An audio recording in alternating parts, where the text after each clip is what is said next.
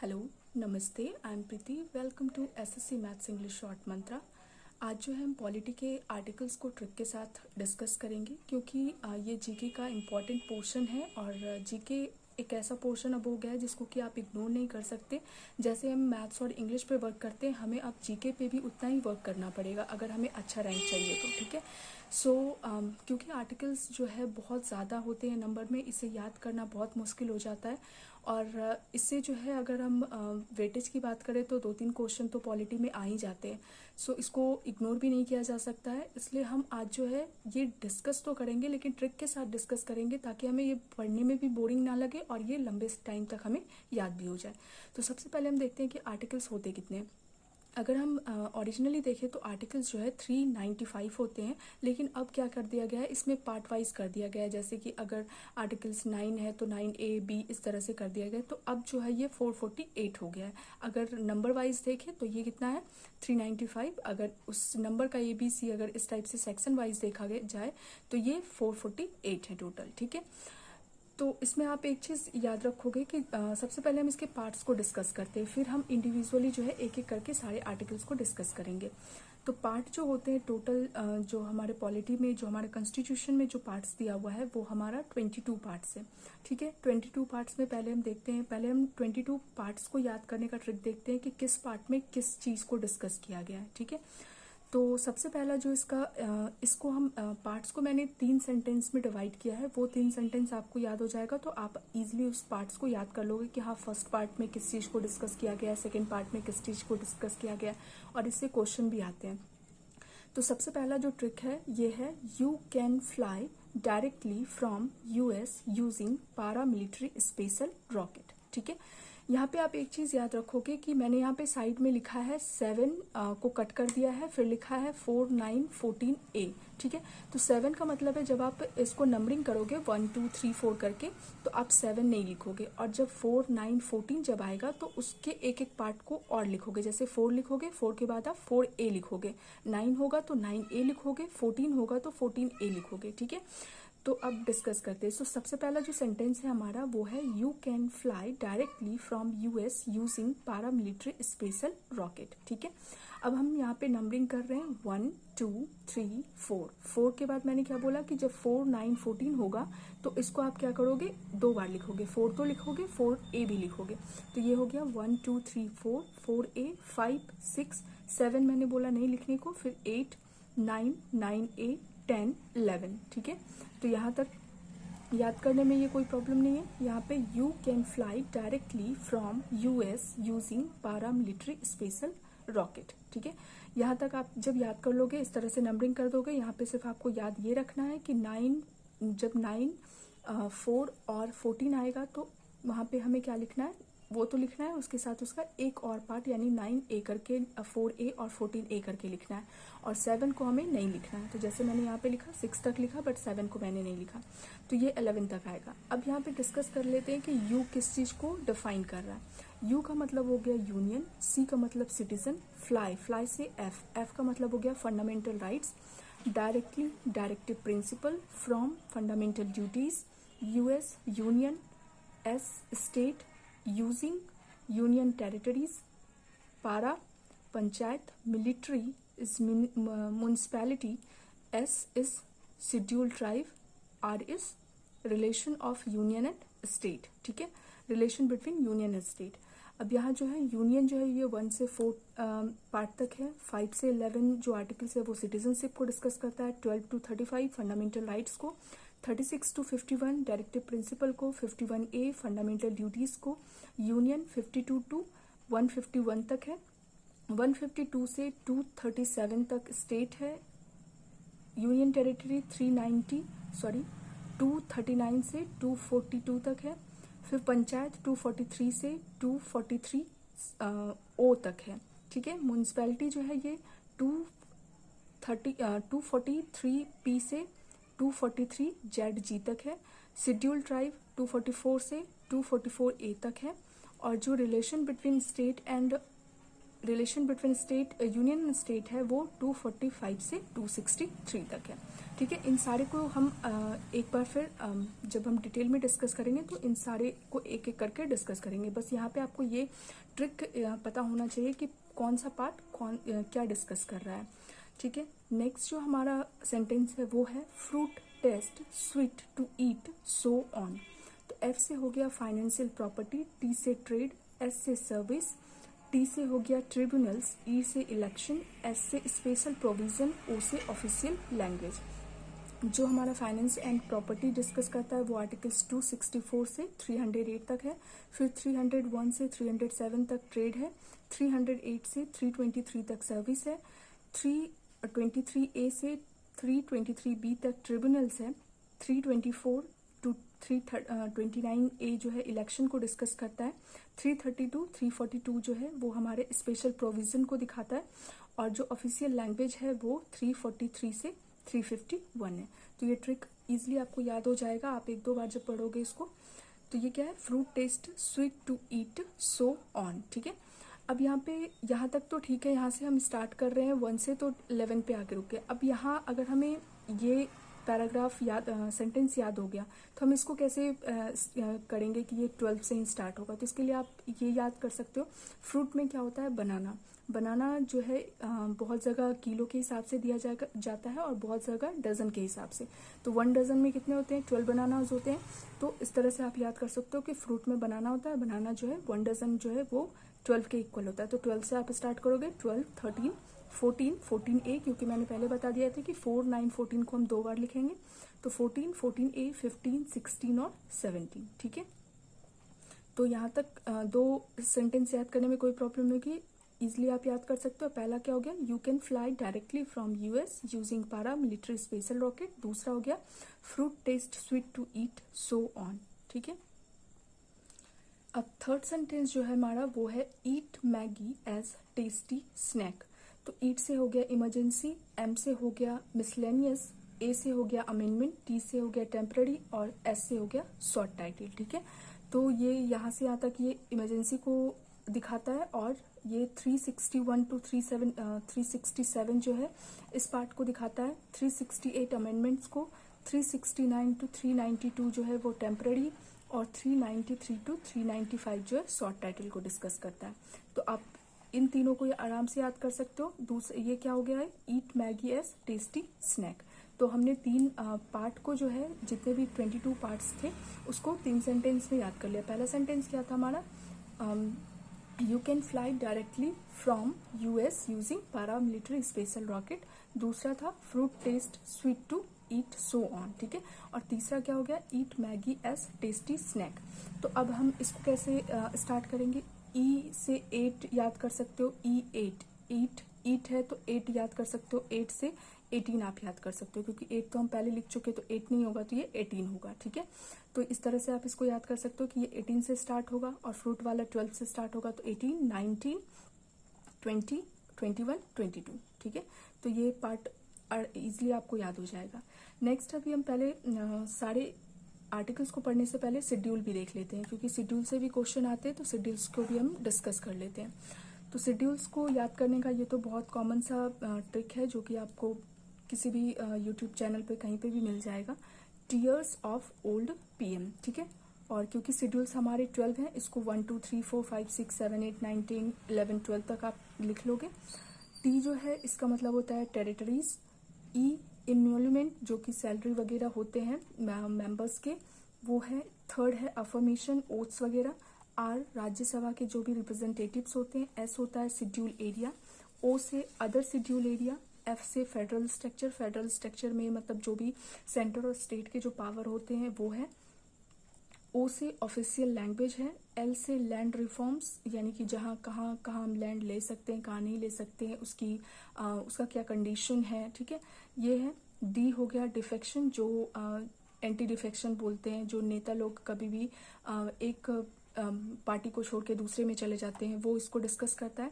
P जो है पंचायत को डिस्कस करता है, और एम जो है म्यूनसिपैलिटी को डिस्कस करता है। ठीक है, तो ये शेड्यूल भी हमारा याद करने का ट्रिक हो गया, पार्ट्स भी हमने याद कर लिया। अब हम क्या करेंगे, अब आर्टिकल्स को इंडिविजुअली एक एक करके देखेंगे। जो सबसे पहला पार्ट है वो हमारा था यूनियन एंड इट्स टेरिटरी, जो क्योंकि हमने पढ़ा था यू कैन फ्लाई, तो यू से हो गया union, union and it's territory part 1 है। और ये आर्टिकल्स कितने तक को डिस्कस करता है, 1 से 4 तक। तो सबसे पहले है 1 जो है हमें यूनियन बताता है। यूनियन का मतलब हो गया यूनियन ऑफ स्टेट, जो हमारा इंडिया है वो यूनियन ऑफ स्टेट से मिलके बना हुआ, ये उसको डिस्कस करता है। आर्टिकल्स 2 डिस्कस करता है न्यू स्टेट। मैंने यहाँ पे बहुत ज़्यादा डिटेल में नहीं लिखा, जो उसमें मेन पॉइंट जो लिखा हुआ है बस उसको हमें फोकस करना है, नहीं तो अगर मैं उसको पूरा लिखने जाती तो ये वीडियो बहुत ज़्यादा लंबा हो जाता। तो मैंने उसमें जो भी मेन पार्ट है सिर्फ आपको वो ध्यान रखना है कि हाँ 2 जो है आर्टिकल्स 2 है या 3 है तो उसमें किस बारे में डिस्कस किया गया है, ठीक है।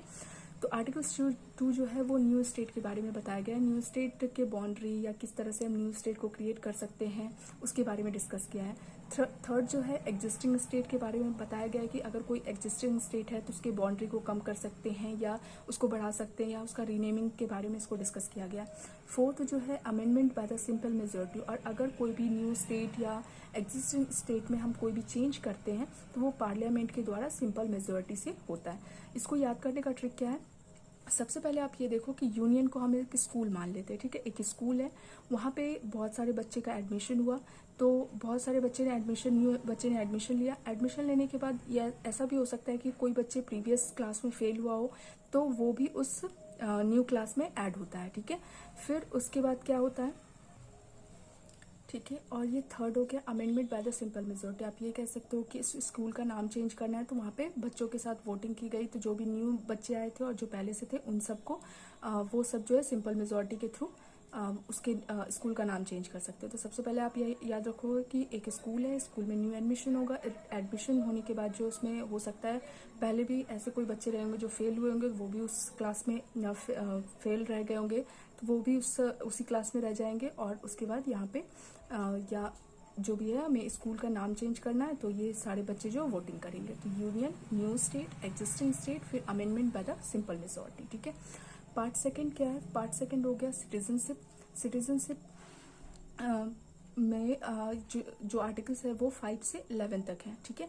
तो जो आर्टिकल्स 5 है वो डिस्कस करता है citizenship at the commencement of the constitution, यानी कि जब भी कॉन्स्टिट्यूशन बना था उस टाइम जितने लोग यहाँ पे इंडिया में रहे या जो भी बॉर्न हुए उनको उस टाइम सिटीजनशिप दे दिया गया। दूसरा जो 6 है वो है migrated to India from Pakistan. जो लोग पाकिस्तान चले गए थे क्योंकि जब हमारा ये डिवीज़न हुआ था तो उस टाइम क्या हुआ था, इंडिया के कुछ लोग भी पाकिस्तान चले गए थे, पाकिस्तान के कुछ लोग इंडिया में रह गए होंगे। तो जो इंडिया में जो पाकिस्तान में जो इंडियंस थे वो जब यहाँ पे आते उनसे रिलेटेड सिटीजनशिप के बारे में डिस्कस किया गया। कुछ लोग जो इंडिया से पाकिस्तान जाएंगे उनके सिटीजनशिप के बारे में। फिर है 8 ओवरसीज़, यानी कि अदर, पाकिस्तान को छोड़ के अदर कोई भी कंट्री जो फॉरेन कंट्री होते हैं वहाँ पे उनके सिटीजनशिप के बारे में डिस्कस किया गया है। अब फिर उसके बाद 9 जो है वो लूज इंडियन सिटीजनशिप। अगर कोई बाहर चला जाता है रहने के लिए तो उसको इंडिया के सिटीजनशिप को उसका मतलब इंडिया की सिटीजनशिप उसके पास नहीं रह जाएगी अगर वो दूसरे किसी भी कंट्री का सिटीजनशिप उसको मिल जाता है। यानी कि अगर वो अमेरिका में रह रहा है, अमेरिका का उसका सिटीजनशिप है तो वो इंडिया के सिटीजनशिप को लूज कर। फिर 10 है राइट ऑफ सिटीजनशिप। 11 है पार्लियामेंट रेगुलेट्स डेट राइट, यानी कि 10 क्या हो गया, राइट ऑफ सिटीजनशिप।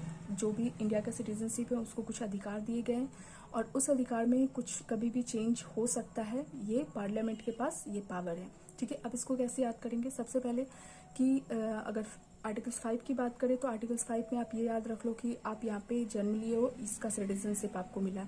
6 जो है जो पाकिस्तान से भारत आ गया, वो पाकिस्तान में रह गए तो उनको पाकिस्तान अच्छा नहीं लगा, वो भारत आ गए 6 में। अब 7th वाला क्या हो गया, वो इंडिया में रह रहे हैं, उनको इंडिया अच्छा नहीं लगा, वो पाकिस्तान चले गए। 8th क्या हो गया, जो इंडिया से पाकिस्तान गए उन्होंने बोला नहीं मुझे पाकिस्तान पसंद नहीं आ रहा है, मैं किसी और देश जाऊँगा, तो वो कहीं और चला गया, यानी कि अदर जो भी फॉरेन कंट्रीज होंगे वो 8 को डिस्कस करेगा। 9 अब जब वो दूसरी जगह इंडिया को छोड़ के दूसरी जगह चला गया तो हमने बोला कि जब तुम्हें इंडिया पसंद नहीं है तो तुम कहीं यहाँ तुम्हें आने की ज़रूरत भी नहीं है, तो हमने उनका सिटीजनशिप लूज कर दिया, ठीक है। उसके बाद जो भी इंडियंस को सिटीजनशिप दिया गया है, जो भी इंडियंस जो भी इंडियंस है जो यहाँ पे रह रहे हैं, जिनको इंडिया से प्यार है, उनको कुछ अधिकार दिए गए हैं, ठीक है। तो 10th क्या है, राइट ऑफ सिटीजनशिप। 11 क्या हो गया कि कभी कुछ ऐसा कंडीशन हो, इमरजेंसी या कुछ ऐसा कंडीशन जब हमें उस राइट्स को चेंज करना पड़ेगा, जो हमें सिटीजनशिप, जो इंडियन सिटीजनशिप को जो भी राइट्स दिए गए उसमें पार्लियामेंट किसी बहुत जैसे इम्पॉर्टेंट कंडीशन हो जाता है, उस टाइम वो उसको चेंज कर सकता है। ठीक है, तो आप ये याद रखोगे। 5th में अगर मान लो आप यहाँ पे बॉर्न हुए हो, 6 क्या हो गया, आप पाकिस्तान से आए। 7th हो गया, आप पाकिस्तान को गए, पाकिस्तान जाने के बाद आपको ये चीज़ पसंद नहीं आई, वहाँ पे रहना पसंद नहीं आया, आप दूसरे कंट्री में चले गए। जैसे ही दूसरे कंट्री में गए और अगर आपको वो कंट्री पसंद आ गया तो इंडिया की सिटीजनशिप आप खो दोगे, और जो इंडिया में रह गया उनको कुछ अधिकार दिए जाएंगे, और उस अधिकार को जो है पार्लियामेंट कभी भी चेंज कर सकता है। ठीक है, नेक्स्ट है पार्ट थर्ड फंडामेंटल राइट्स को डिस्कस करता है। जैसे यू कैन फ्लाई, तो फ्लाई क्या था, फंडामेंटल राइट्स। तो पार्ट 3 हो गया फंडामेंटल राइट्स। तो फंडामेंटल राइट्स जो है हमारा 12 से 35 आर्टिकल्स तक डिस्कस होता है। तो सबसे पहले जो 12 आर्टिकल है वो क्या डिस्कस करता है, फंडामेंटल राइट्स के डेफिनेशन को डिस्कस करता है कि फंडामेंटल राइट्स है क्या, उसके डेफिनेशन को दिया गया है आर्टिकल्स 12 में। 13 जो है जो भी लॉ फंडामेंटल राइट से रिलेटेड है उसके बारे में डिस्कस किया गया है। नेक्स्ट है उसके आगे के जो आर्टिकल्स है उसको याद करने के लिए एक ट्रिक है, लॉ रिमूव्स डाउट राइट, और ये जो है राइट टू इक्वालिटी है। तो ये है लॉज रिमूव डाउट। तो लॉज हो गया 14, रिमूव डाउट 15, DOUT 15, 16, 17, 18, और ये जो है पूरा ये है राइट टू इक्वालिटी। अब यहाँ से एक एक करके डिस्कस करते हैं। 14 हो गया इक्वालिटी बिफोर लॉ। ठीक है, 15 हो गया प्रोहिबिशन ऑफ डिस्क्रिमिनेशन, तो डी से क्या हो गया, डिस्क्रिमिनेशन। 16 इक्वालिटी ऑफ अपॉर्चुनिटी, तो ओ क्या हो गया, अपॉर्चुनिटी। 17 एबोलिशन ऑफ अनटचेबिलिटी, तो ये यू क्या हो गया, अनटचेबिलिटी। 18 हो गया एबोलिशन ऑफ टाइटिल, तो टी क्या हो गया आपका, टाइटिल। ठीक है, तो यहाँ पे हो गया लॉ रिमूव्स डाउट, तो लॉ क्या हो गया यहाँ पे 14 हो गया तुम्हारा आपका equality before law, prohibition of discrimination. 16 हो गया इक्वालिटी ऑफ अपॉर्चुनिटी। 17 हो गया एबोलिशन ऑफ अनटचेबिलिटी। 18 हो गया एबोलिशन ऑफ टाइटिल। ठीक है, इसके नेक्स्ट आर्टिकल्स को डिस्कस करने से पहले ये ट्रिक है, freedom of it gives freedom of speech and clear. ठीक है, तो इट गिव्स मतलब लॉ जो है गिव्स देता है हमें freedom of speech and clear protection against exploitation and child labour. ठीक है, लॉ जो है हमें देता है freedom of speech and clear protection against exploitation and child labour. ठीक है, तो ये जो है फ्रीडम ऑफ स्पीच और क्लियर ये होता है फ्रीडम, राइट ऑफ फ्रीडम, और एक्सप्लॉयटेशन और चाइल्ड लेबर जो है ये है राइट अगेंस्ट एक्सप्लॉयटेशन। ठीक है, तो यहाँ पे आपका हो गया freedom of speech and clear. तो सबसे पहले हम स्टार्ट करते हैं आर्टिकल्स 19 को डिस्कस करते हैं। आर्टिकल्स 19 में फिर ये 6 आर्टिकल्स होते हैं। आर्टिकल्स 19 में भी जो पार्ट वाइज है वो 6 पार्ट में डिवाइड है। तो 6 पार्ट में डिवाइड है। पहला है freedom of speech, freedom of assembly, freedom of association, freedom of movement, freedom of residence, freedom of profession, यानी कि आपको इस बोलने की स्वतंत्रता है। असेंबली आप कर सकते हो, एसोसिएशन बना सकते हो, कहीं पे भी मूव कर सकते हो इंडिया के अंदर। रेसिडेंस कहीं पे भी आप रह सकते हो, कोई भी प्रोफेशन चूज कर सकते हो। इसको याद करने का शॉर्ट ट्रिक क्या है, SAAMRP। SAAMRP, MRP तो आपको याद हो जाएगा जो कॉस्ट प्राइस CPSP वाला, MRP और SAA ये आप याद कर लोगे, SAAMRP। तो S से हो गया स्पीच, A से असेंबली, A से एसोसिएशन, M से मूवमेंट, R से रेसिडेंस और P से प्रोफेशन। तो ये हो गया जो फ्रीडम ऑफ स्पीच के जो 6 आर्टिकल्स है, फ्रीडम ऑफ स्पीच में जो 6 आर्टिकल्स पार्ट वाइज है उसको याद करने का ट्रिक। ठीक है, उसके बाद आर्टिकल 20 है conviction for offence. 21 life and personal liberty. 21A right to education. 22 protection against arrest. 23 prohibition of traffic and forced labour. 24 prohibition of child labour, जो हमने ऊपर क्लियर याद किया था। तो C से हो गया कन्विक्शन फॉर ऑफेंस, L से हो गया life and personal liberty, E से हो गया education, right to education, AR से हो गया क्लियर था ना यहाँ पे, क्लियर। तो AR से क्या हो गया अरेस्ट, E से एजुकेशन, L से लाइफ एंड पर्सनल लिबर्टी और C से कन्विक्शन। ठीक है, तो यहाँ पे ये हो गया प्रोटेक्शन अगेंस्ट अरेस्ट। और 23 articles prohibition of child and forced labour. 24 prohibition of child labour. ठीक है, यहाँ तक हो गया 24 तक। अब हम याद कर नेक्स्ट जो ट्रिक है कंसाइंस मैनेज टैक्स अटेंडेंस। ये आप 4 वर्ड याद रखो लोगों, conscience manage tax attendance. Conscience जो है मैनेज करता है टैक्स को और अटेंडेंस को। तो ये 4 जो है ये राइट टू रिलीजन से रिलेटेड है, फ्रीडम ऑफ रिलीजन से, यानी कि आप कुछ मैनेज जो भी रिलीजन से मैनेजमेंट टैक्स या अटेंडेंस या कंसाइंस से रिलेटेड होगा रिलीजन से, ये उसको डिस्कस करता है। तो ये हो गया 25, 26, 27, 28।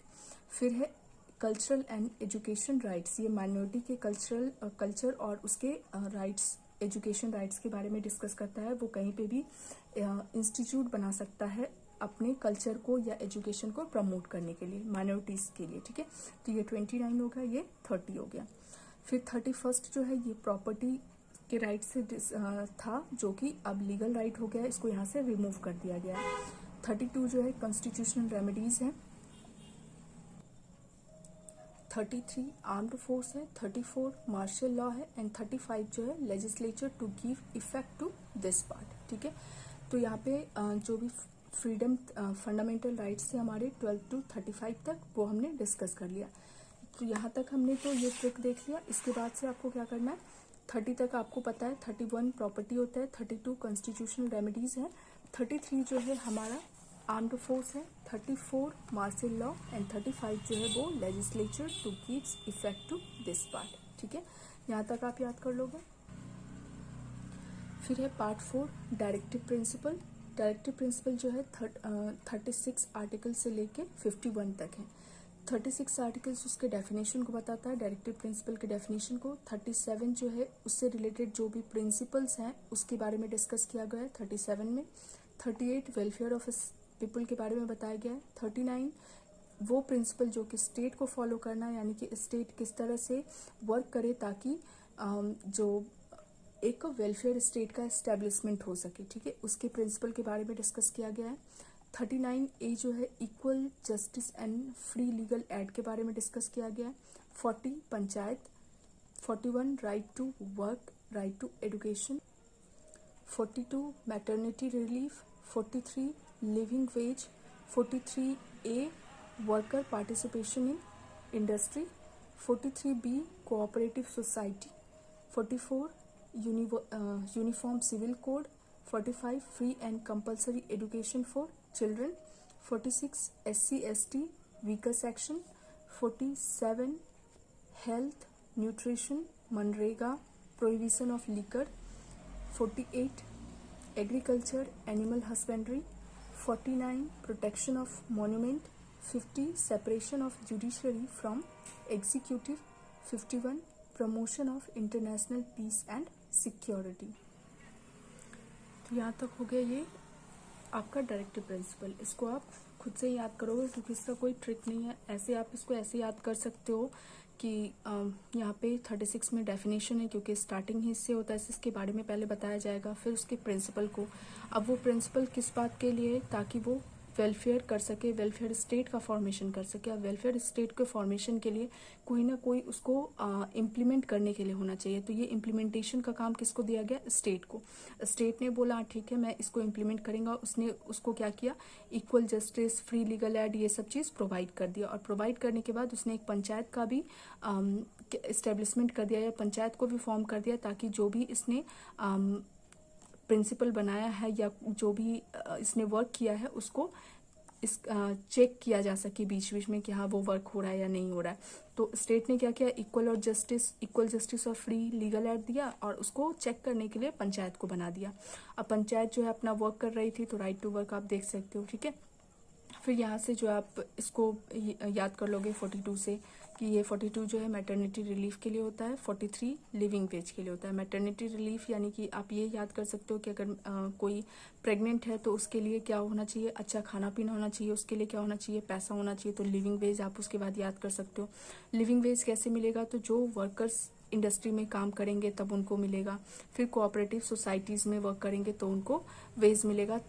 ताकि वो अपने जो प्रेग्नेंट वाइफ है या अपना चिल्ड्रन का वो ध्यान रख सके। तो इस तरह आप ये याद कर सकते हो।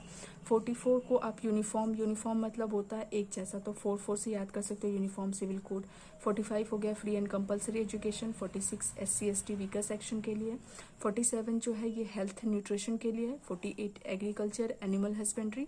49 प्रोटेक्शन ऑफ मॉन्यूमेंट है। 50 जो है जुडिशरी एंड सेपरेशन है जुडिशरी का एग्जीक्यूटिव से, ठीक है।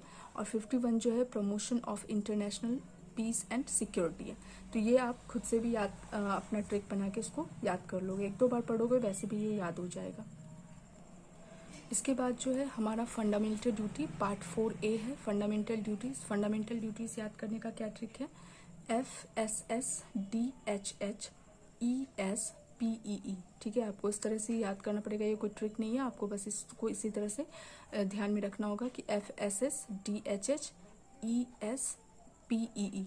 F क्या है? फ्लैग से रिलेटेड उसके बारे में बताया गया है। S नेशनल स्ट्रगल के बारे में, जब भी हमें कोई ज़रूरत पड़े तो वहाँ पे आप उसके लिए वर्क तैयार रहो। सॉवरेनिटी के बारे में। D से डिफेंस। H से हारमोनी, जो हमारे आपस में जितने भी इंडियंस है उसको हारमोनी बना के रखनी चाहिए। H से हेरिटेज, जितने भी हमारे हेरिटेज वगैरह हैं उनका हमें केयर करना चाहिए, वहाँ गंदगी नहीं फैलानी चाहिए, उनको प्रोटेक्ट करना चाहिए। E से इन्वायरमेंट से रिलेटेड हमारी कोई ड्यूटी है वो हमें फॉलो करना चाहिए। S से साइंटिफिक टेम्पर। P से प्रॉपर्टी, जो पब्लिक प्रॉपर्टीज़ वगैरह होते हैं उससे रिलेटेड है। E से एक्सीलेंस यानी कि जो भी हम अपने कंट्री का नाम ऊंचा करने के लिए जो भी वर्क करें उससे रिलेटेड है। जैसे कि हम स्पोर्ट्स में गोल्ड मेडल लाते हैं या कुछ, तो उससे क्या होता है हमारी कंट्री का नाम ऊंचा होता है। तो ये हमारी ड्यूटी है कि हम अपनी तरफ से अपना एक्सीलेंस दें, अपना 100% एफर्ट्स दें। ई से एजुकेशन, सारे पेरेंट्स की ये ड्यूटी है कि वो अपने बच्चे को जो कंपलसरी एजुकेशन है वहाँ तक उसको पढ़ाए, ठीक है। तो ये हो गया फंडामेंटल ड्यूटीज याद करने का ट्रिक, FSSDHHESPEE, ठीक है। इसके बाद है पार्ट 5 यहाँ यूनियन।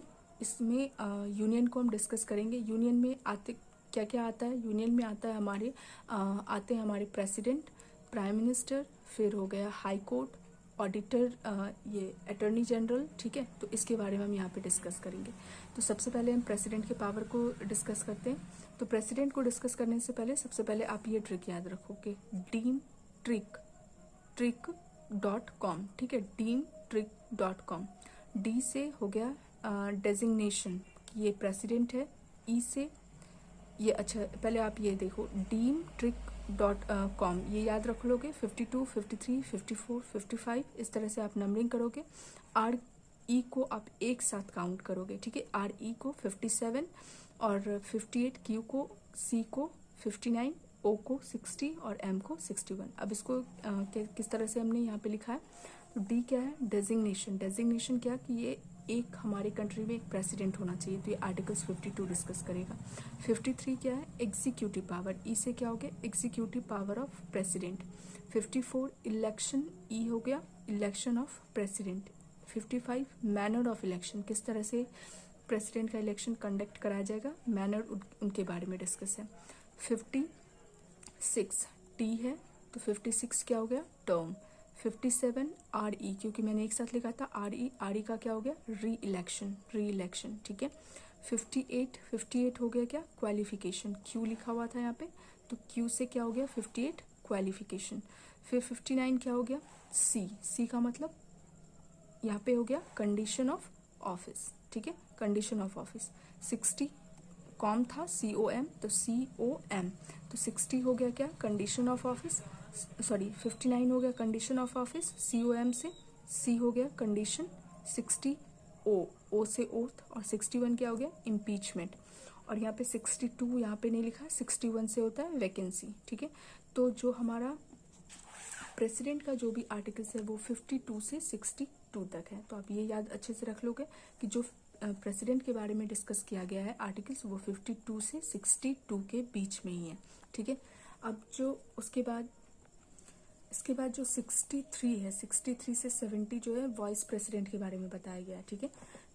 52 से 62 प्रेसिडेंट के बारे में, 63 से 70 तक वाइस प्रेसिडेंट के बारे में। तो 63 कहता है कि एक वाइस प्रेसिडेंट होना चाहिए। अब वाइस प्रेसिडेंट है तो वाइस प्रेसिडेंट, जैसे ही हम वाइस प्रेसिडेंट के बारे में सोचते हैं दो चीज़ हमारे माइंड में क्लिक करती है। पहला क्या कि या तो वो राज्यसभा के एक्स ऑफिसो चेयरमैन होते हैं, और दूसरा क्या कि वाइस प्रेसिडेंट का वर्क तभी होता है जब प्रेसिडेंट एब्सेंट होते हैं।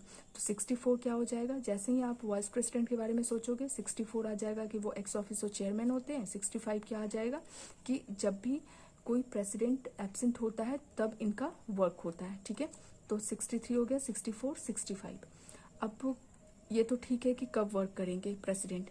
अब वर्क अगर करना है इन दोनों केस में तो कैसे करेंगे, जब तक उनको सेलेक्ट नहीं किया जाएगा तब तक तो वर्क, कोई भी इंसान तो वर्क कैसे हमें पता चलेगा कि वो ये वाइस प्रेसिडेंट है और ये जो है प्रेसिडेंट के एब्सेंट में वर्क करेंगे। तो उसके लिए क्या होगा, इलेक्शन होगा।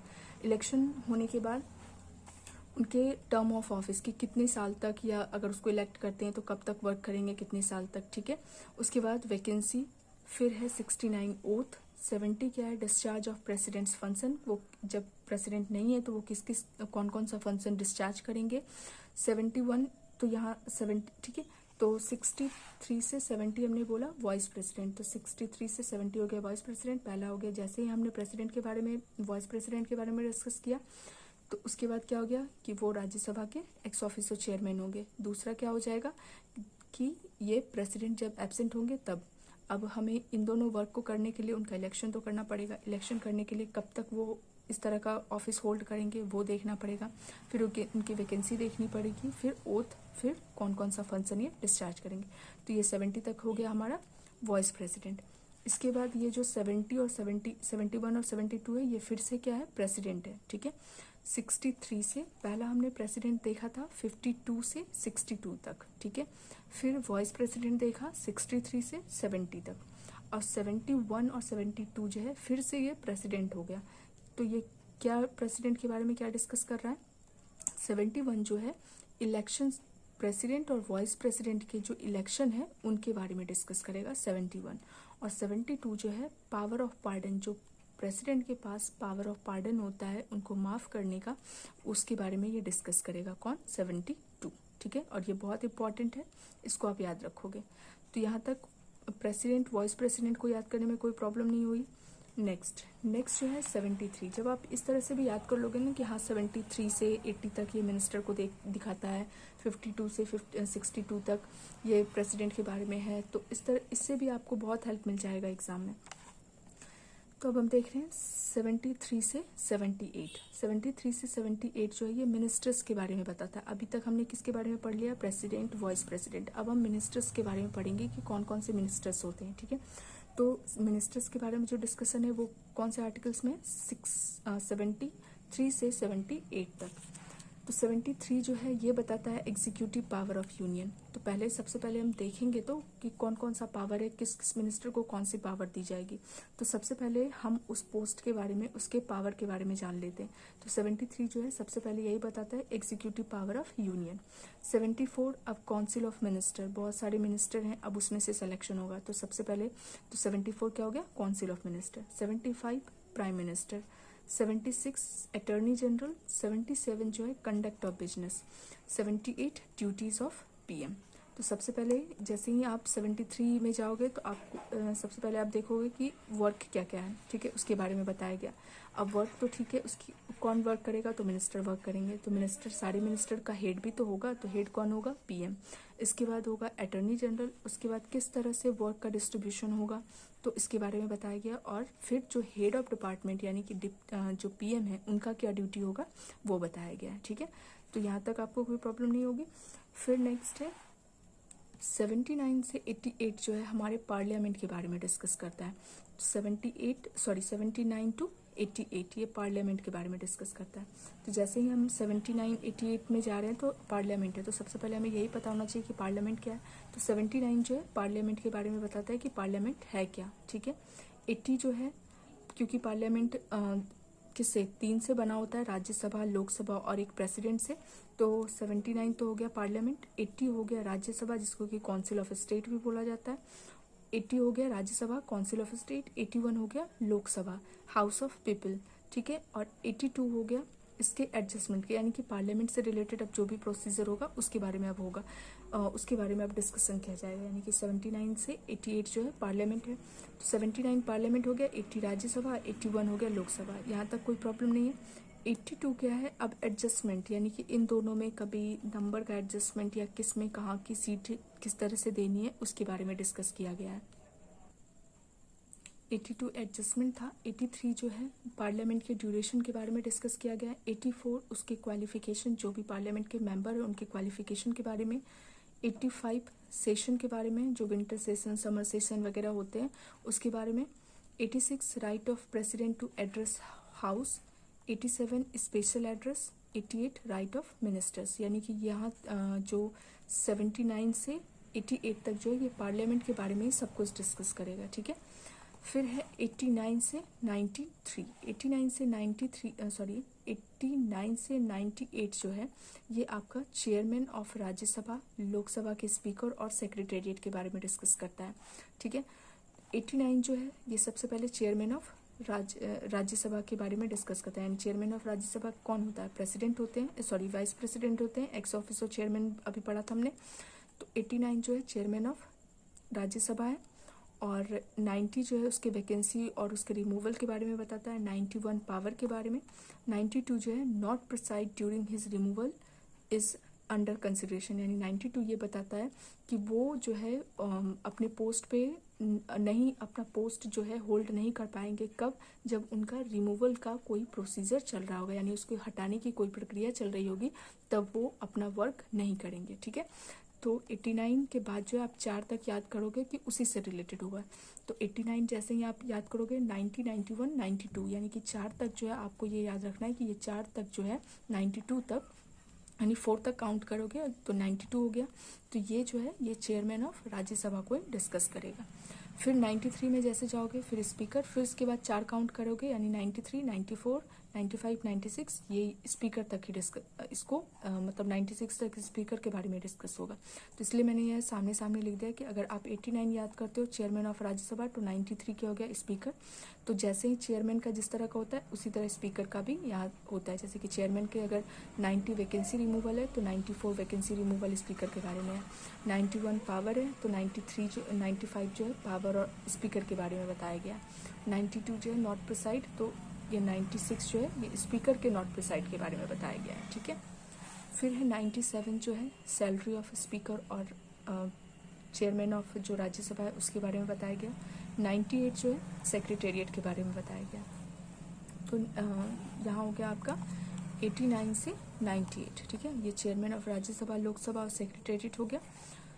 अब यहाँ से 99 अलग हो गया क्योंकि 98 तक वो सेक्रेटेरिएट तक था। 99 जो है जो भी मेंबर ऑफ पार्लियामेंट या MP MLA जो होते हैं उनके ओथ के बारे में बताया गया है। 100 जो है वो वोटिंग इन हाउस के बारे में बताया गया है। और 101 से लेके 106 तक जो है ये मेंबर के डिस्क्वालिफिकेशन वैकेशन के बारे में बताया गया है। इसको मैंने डिटेल में इसलिए नहीं लिखा है क्योंकि ये एग्जाम के पॉइंट ऑफ व्यू से भी इतना इम्पोर्टेंट नहीं है। तो इसका मतलब ये नहीं है कि आर्टिकल्स अगर 395 है तो 395 हमें बैठ के रटना है। जो हमारे लिए इम्पॉर्टेंट है, जो एग्ज़ाम में आ सकते हैं, यानी SSC के लेवल से हमें थोड़ा ज़्यादा पढ़ना है और UPSC से थोड़ा कम पढ़ना है, ठीक है। तो यहाँ ये जो है वोटिंग आ सकता है, वोटिंग इन हाउस हो सकता है, अभी पूछा नहीं गया है, मे बी 99 ओथ, लेकिन 101 से 6 के बीच में मुझे ऐसा कोई इम्पॉर्टेंट नहीं लगा, इसलिए मैंने इसको डिस्कस नहीं किया है, ठीक है। फिर 107 से 117 तक जो है ये बिल को डिस्कस करता है, ठीक है। इसमें भी सारा मैंने डिस्कस नहीं किया है, जो मोस्ट इम्पॉर्टेंट है उसको सिर्फ डिस्कस किया है और उसी को आपको याद करना है। तो यहाँ पे 108 जो है जॉइंट सिटिंग के बारे में बताता है।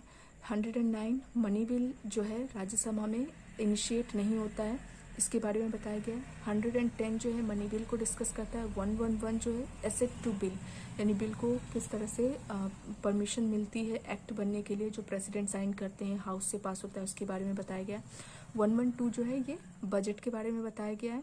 और 117 जो है फाइनेंशियल बिल के बारे में बताया गया है, ठीक है। तो आप इस तरह इसको 2-3 बार पढ़ोगे आराम से याद आ जाएगा। आप ऐसे याद कर सकते हो जैसे 108 है तो 8 ज्वाइंट सिटिंग है, तो 8 क्या है, ज्वाइंट लगा हुआ है 8 में, इधर 0 ये बीच में ज्वाइंट है, तो इस तरह से याद कर सकते हो। 110 है तो 0 क्या होता है, मनी पैसा, तो एम में ओ है तो इस तरह से याद कर सकते हो, ठीक है।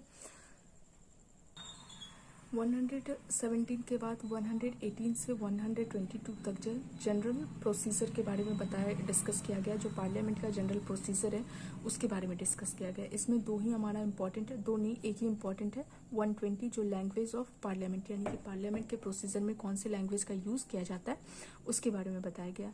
121 ऑर्डिनेंस पावर ऑफ प्रेसिडेंट है। ये जनरल प्रोसीजर में नहीं है क्योंकि ये 22 तक ही है, ये 23 मैंने अलग लिखा है। तो इसको स्टार मार्क इसलिए किया है क्योंकि ये बहुत बहुत इंपॉर्टेंट है और इसमें बहुत बार क्वेश्चन आ चुका है ये। तो 1 2 3 जो है ये ऑर्डिनेंस पावर ऑफ प्रेसिडेंट, और इसी को जब आप अपोजिट कर दोगे 2 3 1 करके, यानी कि इसी को 2 3 1 जब करोगे तो ये ऑर्डिनेंस पावर ऑफ गवर्नर हो जाता है, ठीक है। जब हम गवर्नर पढ़ेंगे तो उसको वहाँ पे भी डिस्कस करेंगे। ऐसे याद करने के लिए ये सही है। 1 2 3 है तो 2 3 1 ये ऑर्डिनेंस पावर ऑफ गवर्नर हो जाएगा, ठीक है।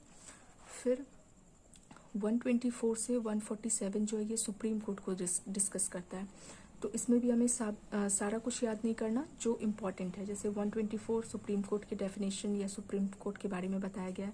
125 जो जज हैं हमारे सुप्रीम कोर्ट के, उसकी सैलरी के बारे में बताया गया है। 126 एक्टिंग जज के बारे में, एक्टिंग चीफ जस्टिस के बारे में बताया गया है। 127 जो है एडहॉक जज के बारे में बताया गया है। 131 ओरिजिनल जुरिस्डिक्शन है। 32 33 34 यानी 132 133 134 एपिलेट जुरिस्डिक्शन के बारे में बताया गया। एंड 143 जो है एडवाइजरी जुरिस्डिक्शन के बारे में बताया गया। तो जो सुप्रीम कोर्ट में हमें बस इतना ही याद करना है, ठीक है। इसके बाद है 148 148 से 151 कैग के बारे में बताया गया। कंट्रोल एंड ऑडिट जनरल जो होते हैं उसके बारे में बताया गया। तो 148 जो है उनके बारे में ही बताया गया है कि वो कौन होते हैं, ठीक है। उनका जो भी उससे रिलेटेड जो भी डेफिनेशन वगैरह जो है वो उसके बारे में डिस्कस किया गया है। 149 उनकी ड्यूटीज़ के बारे में बताया गया। 150 फॉर्म्स ऑफ अकाउंट्स, जो इनका काम क्या होता है कि जो भी सेंटर और जो हमारी यूनियन और स्टेट है उनका अकाउंट्स को फॉर्म करना, और इसके बाद जो भी अकाउंट्स वो बनाते हैं 151 में उसको ऑडिट करना, रिपोर्ट हो किसको, प्रेसिडेंट को, ठीक है। तो 148 क्या हो गया, कैग, उसके ड्यूटी, फिर उसके बारे में वो क्या वर्क करेगा और वो वर्क करने के बाद उस रिपोर्ट को वो प्रेसिडेंट को देगा। यहाँ तक इसके बारे में बताया गया है। तो हमने यूनियन तक पूरा कंप्लीट कर लिया है, यानी कि पार्ट कितना, you can fly directly part 5 6 तक हमने इसको 5 तक डिस्कस कर लिया है। अब नेक्स्ट वीडियो में जो हम स्टेट को डिस्कस करेंगे और उसके बाद जो रिमेनिंग आर्टिकल्स हैं उसको डिस्कस करेंगे। यहाँ तक आप जब इसको एक दो बार रीड करोगे आपको यहाँ कोई भी प्रॉब्लम नहीं होगी इसको याद करने में, ठीक है। कुछ कुछ चीज़ों का ट्रिक नहीं बना सकते तो आप खुद से भी उसको याद कर सकते हो, क्योंकि वो 2-3 बार पढ़ने से ऐसे भी याद हो जाएगा, ठीक है। नेक्स्ट वीडियो में हम मिलते हैं। जय हिंद।